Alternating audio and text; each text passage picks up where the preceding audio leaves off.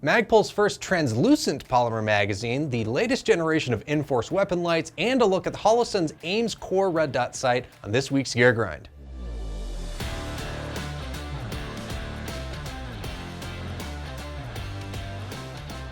First up, Magpul finally did what Lancer, ETS, KCI, and Mission First all did and released a 30-round AR magazine with a full translucent body.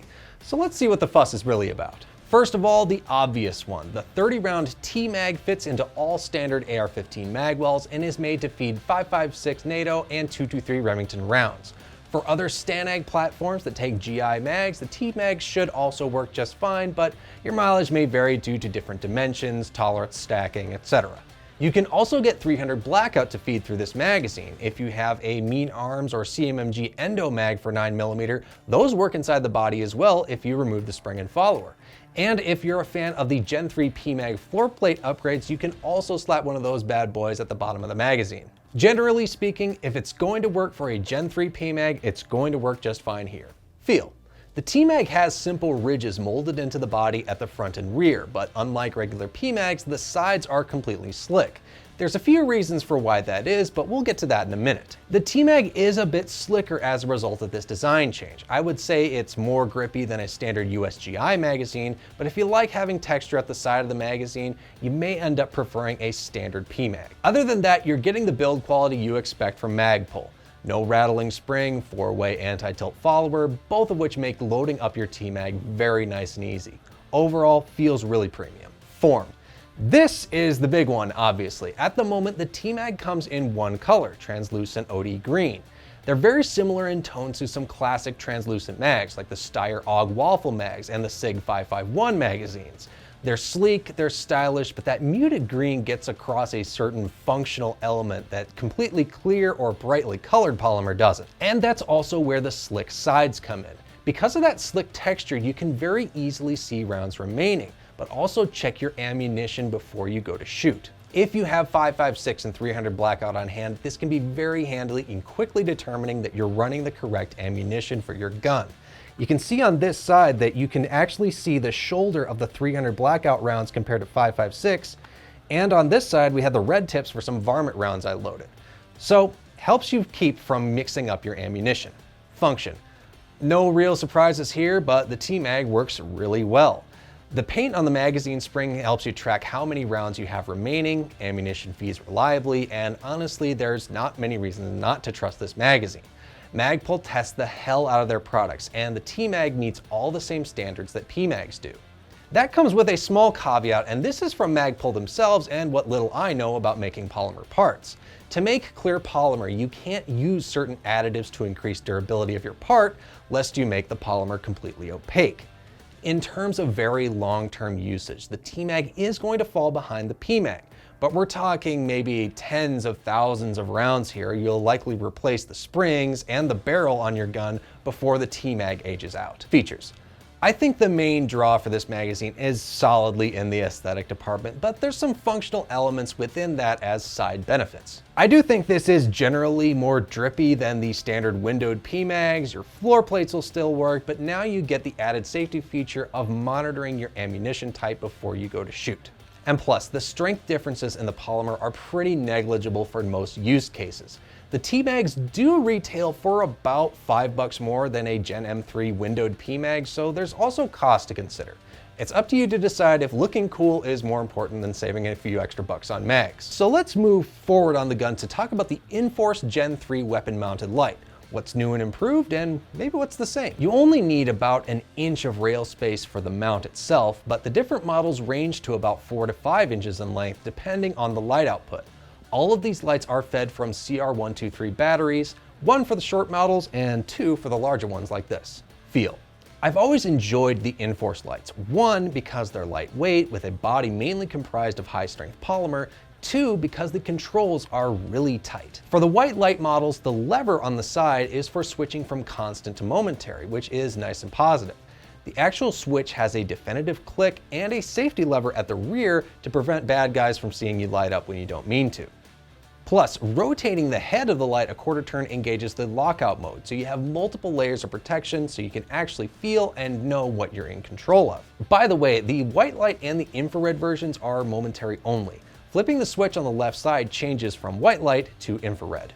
The WML is sleeker than ever here, and even though the changes to the head means the FDE models aren't quite as clean as they were in the past, it's still a very aesthetically pleasing light. The new body molds lean much more heavily into an angular look, while having rounded corners so it's not a pain in the ass to actually handle and use. This light is great for any rifle with a full-length rail over the barrel, but you may find that going shorter than a 10.5-inch barrel makes a C-clamp grip a little awkward when activating the light. So, the biggest improvements for the Inforce Gen 3 lights across the board?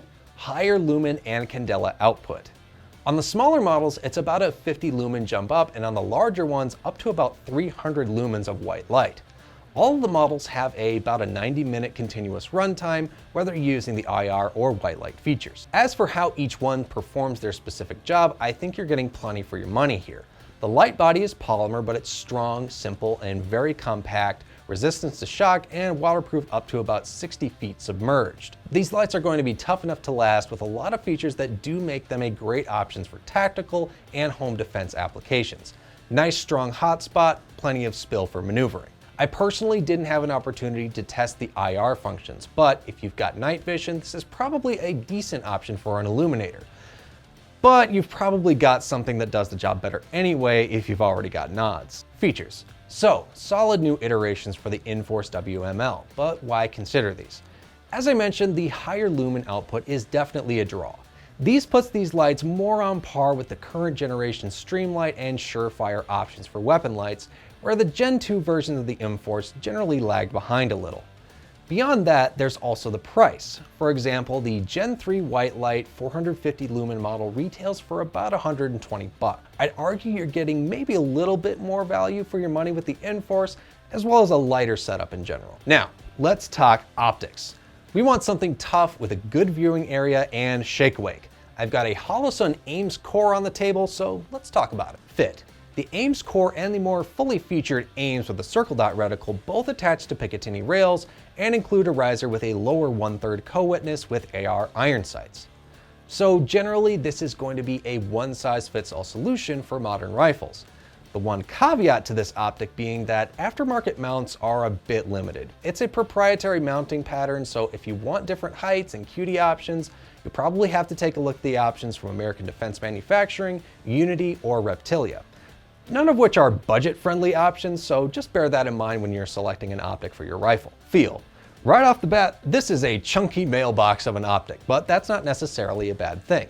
Yes, it's a little more mass than the typical Aimpoint T1 style optic, but the AEMS is very solid all around. Around the glass, you've got a thick layer of 70-75 aluminum, tactile windage and elevation adjustable with a coin, flat head, or rifle casing, and a straightforward mount with ratcheting to keep it all in place. I'd say the only part that feels flimsy, and it's fairly typical for some of Holosun's products, is the battery loading tray. Steel screws, aluminum housing, do the math. Just be careful when you're changing batteries on this. If nothing else, they give you an extra battery tray and screws. Form.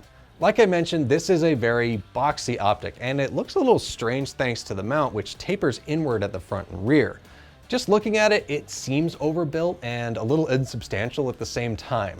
The AEMS core definitely leans towards a more futuristic aesthetic, with the fully featured AEMS model with the solar panel on top and the flip-up lenses goes a little further in that direction. If we're just talking looks, I'd say keep this on your modern rifles only, which makes sense. If you've got a lot of gear that fits a more angular aesthetic, this dot will look great with your setup. Function.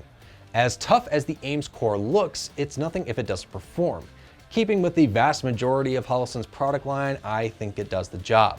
One, you're getting a standard 2 MOA reticle that's nice and crisp with a huge field of view thanks to that big square housing. They say this offers about 2 times as much surface area than a typical 20mm red dot tube, if you're wondering. Beyond that, you're also getting Holosun's Shake Awake feature, which will shut down the optic to conserve battery life after only 10 minutes, so you'll basically be years between battery changes. All in all, it's a tough optic that makes it very easy to track targets and get accurate shots downrange. Features. Best thing about the AEMS core in particular probably comes down to the overall durability and that huge viewing area. Typically, you're only getting that kind of feature set with an EOTech, and those retail for about $600 or $700. The baseline AEMS core with a red reticle is only $300. Of course, you're missing out on the circle dot reticle, but if you spend $100 more in the AEMS line, you're getting Holosun switchable reticle system, the solar backup with auto brightness, and the flip down lens covers. EOS tech is still king for night vision performance, but in a lot of other cases, the AEMS is probably a much better buy. I hope you found something useful in this video. I really like looking at parts that are minimal on BS and focus more strongly on function. Let me know if you agree. And as always, if there's a gun or upgrade you want me to go hands-on with, slap a comment down below. I'll give you my honest take on it in a future video.